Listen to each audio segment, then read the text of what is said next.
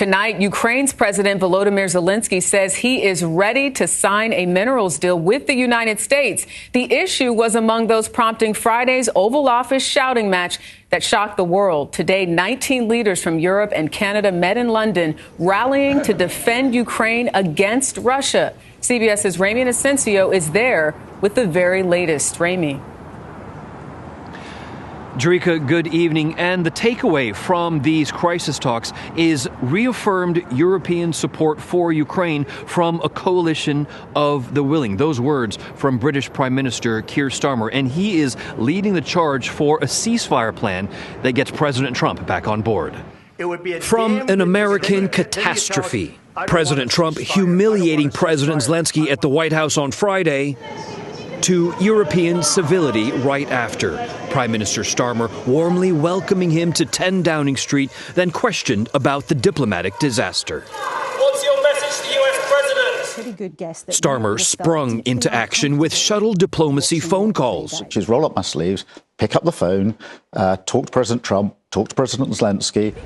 Brits are rallying in support of Ukraine and against Trump. And Starmer is trying to bridge the breach that's opened up between the White House and Ukraine. Today, hosting more than a dozen European and Canadian leaders. And he hugged the man whose country Russia invaded. Ukraine's President Volodymyr Zelensky just went inside. At stake not just the future security of his country, but the future security of Europe, if the U.S. pulls its traditional support. To try to prevent that, Starmer reiterated his call for European countries to assist Ukraine further. The UK is prepared to back this with boots on the ground and planes in the air.